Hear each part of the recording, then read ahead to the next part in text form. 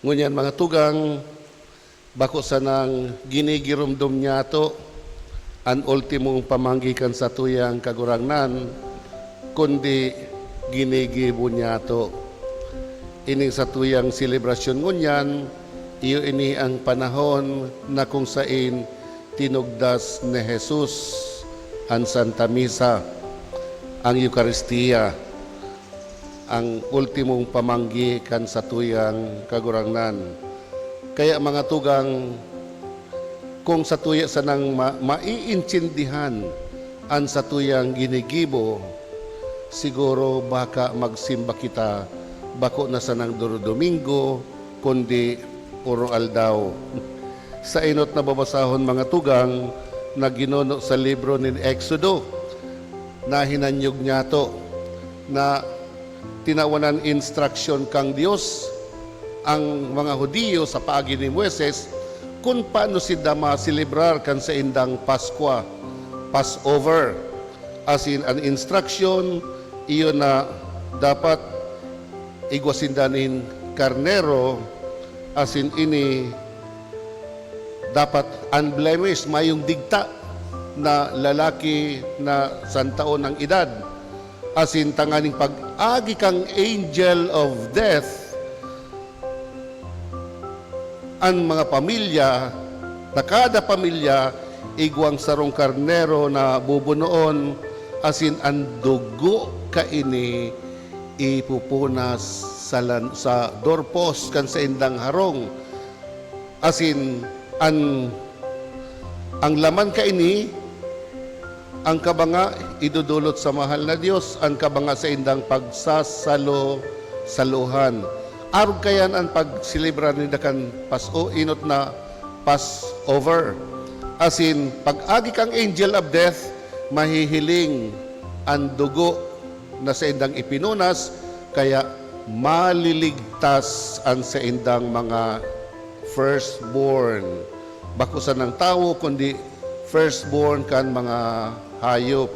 Kaya mga tugang, dahil sa dugo kan karnero, nakaligtas ang sa indang mga kaakian.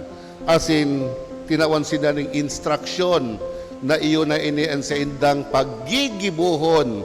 Kaya nga ni ang pinakadakulang fiesta kan mga Hudiyo, iyo ini ang fiesta kang Passover. As in, sa pag-celebrar nila kang fiesta kang Passover, igwang tinapay na nagsisimbolo nin slavery, kasalan, as in igwang arak na nagsisimbolo nin kaligtasan, as in kapatawaran, as in igwa sindang mapait na herb na nagsisimbolo kan sa indang mapait na paglakaw hali sa Ehipto, pasiring sa Promised Land. As in, an instruction, maski na nga ni taon-taon inda ining ginigibo, ang instruction, ang pinakanguhod na aki, mahapot sa ama, Papa, ano abot sabihong kaining sa tuyang ginigibo? As in, ang ama, mauobligar mag-explain sa iyang mga aki, tanganing dai malingawan kan mga aki kung tano tanag sisilibrar si dakang Passover. As in, ang Passover mga tugang, kung matatandaan ta, ang Passover, selebrasyon kan mga Hudiyo bilang pasasalamat sa Diyos dahil kang panahon, uripon sinda sa Ehipto sa paagi ni Moises, dinara sinda kang Diyos, hali sa kauripnan, uripon, hali sa Ehipto, pasiring sa Promised Land, na kung sain, bako na sindang mga uripon. Kaya, bilang pasasalamat, taon-taon sindang nagsiselebrar kan fiesta, kan Passover.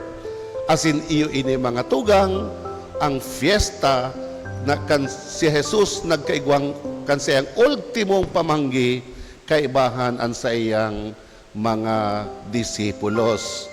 Alagad mga tugang, nagkaigwanin kadikit na pagbabago. Dahil ano iyan? Dahil itong tinapay, Sabi niya, ini ang sakuyang laman. Ang arak, ini ang sakuyang dugo. Itong arak, asin tinapay, na transubstantiation, hali sa pagiging tinapay, pasiring sa iyang hawak, hali sa pagiging arak, naging sa iyang dugo. Asin sabi niya, gibuhanin do ini sa pagrumdom sa sako. Kaya nagkaigwang pagbabago. Ano pang pagbabago? Kung kaidto ang Passover, pasasalamat ninda dahil kadto uripon sinda sa Ehipto, dinara sinda sa parsiring sa Promised Land, ngunyan ang Passover, pasasalamat man giraray dahil kaidto uripon kita kang kasalan. Asin dahil sa Exodus, dahil sa pagpaksan, sa mapait na pagpaksan ni Jesus kang krus, sa sayang pagkagadan asin pagkabuhay liwat, tinubos niya kita sa satuyang kasalan. Kaya, ang Passover, pasasalamat dahil kaidto uripon sinda kan Ehipto, dinara sinda sa Promised Land, ngunyan ang Passover, pasasalamat mangiraray dahil kadto uripon kita kang kasalan, dinara kita sa Promised Land na iyoan kapatawaran kan sa tong mga kasalan. Kaya ngani ang Passover niya tungunyan inaapod ng Eucharistia, hali sa tataramo na Griego na ang buot sabihon pasasalamat. Pasasalamat dahil kadto uripon kita kang kasalan. Asingunyan, dinara kita sa Promised Land na iyoan kahadean kang mahal na Diyos. Kapatawaran, kaligtasan. Alagad mga tugang, alagad, bakusan na sinabi ni Jesus na gibuhay ini sa pagrumdom sa sako. Dahil bakusan lang itinugdas niya ang Eucharistia, kundi ang satuyang ebanghelyo ngunyan, anong ginibo ni Jesus? Naghanaw kan sa iyang mga disipulos. Aram po nito mga tugang, ang ginibo ni Jesus, gibo kan sarong uripon. Kaya nga ni kan hahanawan ni Jesus ang bitis ni Pedro, anong sabi ni Pedro? No arin pa man, sagkod pa man kagurangnan, dai ka mahanaw sa sakuya. Gigibuh niyang uripon si Jesus. Alagad sabi ni Jesus, Pedro, kung dai ka magpahanaw sa sakuya, dai ka magiging maninigong disipulo ko. Sabi ni Pedro, ay konsiring kagurangnan, bakusan ang bitis, pati ang sakuyang payo. Natakot si Pedro. Sabi ni Jesus, dai na kaipuhan dahil ika malinig na, bitis na sana. Ining ginigibo ko, tanganing, kamo man, iyo man ang gibuhon, nindo sa saindong kapwa. Ano mo't sabihong kayan? Service. Pagserbe sa satuyang kapwa. Bakusan na palang sinabi ni Jesus, naggibuha, nindo ini sa pagrumdum sa sako, kundi tinatawanan kita ng ehemplo na isabuhay ang satuyang pagsisilibrar kang Eucharistia. Bako sa na palang kitang masimba. Bako lang palang kita na nagdidigdi sa simbahan masimba. Pagkatapos pag uli sa harong BS Deo. Anong BS Deo? Balik sa dating ugali. Kundi ang satuya palang pagsisimba, magkakaigwala lang nin tunay na kahulugan kung kita mahugas kan bitis kan satuyang kapwa.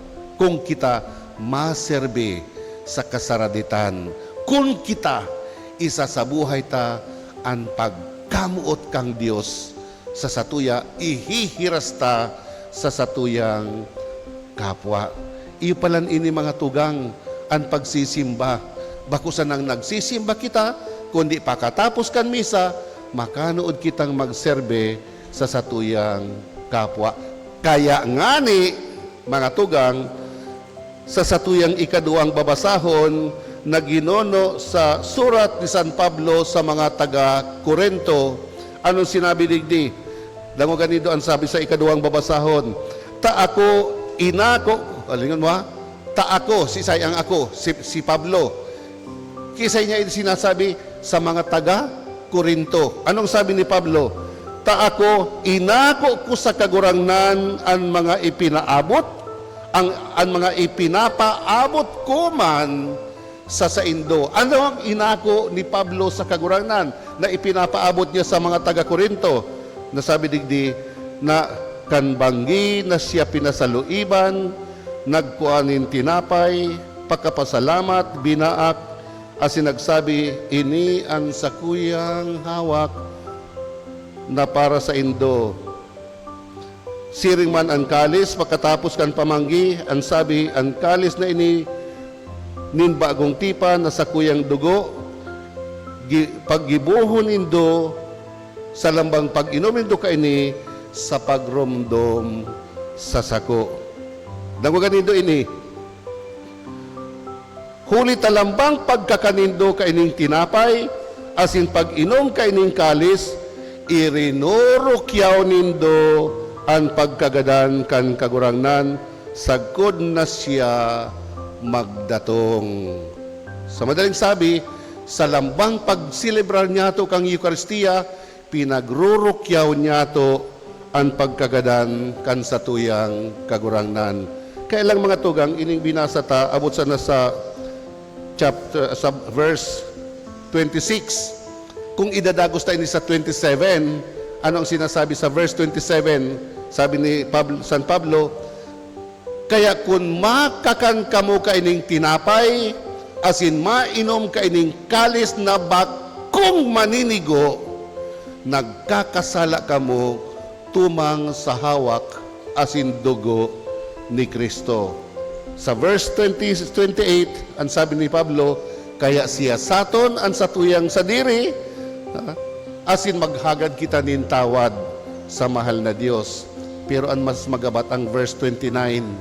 Ano ang verse 29? Sabi ni Pablo, kung ang pagkakanindo, kung minakakan kamo kan tinapay na ini, asin minainom kang kalis na ini, nadainin do minimidbid ang hawak asin dugo ni Kristo, nagkakakan kamo asin nag-iinom para sa sendong sadiring kapahamakan. Ano ta sinabi ini ni Pablo? Ano ta ang surat ni Pablo sa mga taga-Korinto arog ka ini? Dahil mga tugang, tama ang mga taga-Korinto nagsisilibra na kang Eucharistia kang panahon na iyan, alagad may nahiling si Pablo nin problema. Ano ang problema? Mientras na sinda nagsisilibrar kang Eucharistia, nahihiling nindaan mga tao na mayong concern sa saindang kapwa. Nahihiling ninda na, kung sinda nagmimisa, nahihiling din sila nagpapaarabaw-abawan, nagpapataraasan, nambubuli, kung ano-ano. Kaya pinatanidan sinda ni Pablo na kung masilibrar ka mo kan Eucharistia, na bakong maninigo, ang bulong sa satuyang hawak maging iyong pinaka-enot na malason sa satuya. Subot sabihon, dahil kita magkomunyon kung igwa kitang kasalan. Lalo na, dahil kita magkomunyon kung daiman kita tubod na iyan totoong hawak asin dugo ni Kristo. Dahil kung gigibuon ta iyan, mapapahamak kita. Mapapahamak ka. Kaya nga ni, magkumpisal bago magkomunyon. Bakong pagmisa, komunyon, sanang komunyon, daiman nagkukumpisal. Kaipuhan magkumpisal. Kaipuhan pag ako kan hawak ni asin dugo ni Kristo, kaipuhan maninigo ang satuyang kalag. Sabi kan sarong santo na dai ko na matandaan, ang saro sa ng komunyon na satuyang akuon, magigigitang santo. Kung igwa kitang proper disposition, ang sarong komunyon na sa inako ta, magigi kitang mga santo, santa. Alagad, kung igwa kitang proper disposition. Kaya nga ni, sa satuyang liturhiyang ngunyan, igwang paghanaw to remind us na ining paghanaw, ang paghanaw ni Jesus na ginimo, paarog sa satuya na iyo man ang gibuhon ta sa satuyang kapwa. Minsan ang inaapod ang liturhiyang ngunyan na liturgy of mutual love. Taano, digdi pinapahiling, sabi ni Jesus, mahihiling ninda na kamo mga disipulos ko kung kamo nagkakaminuruutan. Dahil nag-iiriwal, dahil nagtuturo sikan, dahil nagpapataraasan ng ihi. Kung mahihiling kita na kita tunay na disipulo ni Jesus, kung kita nagkakaminuruutan.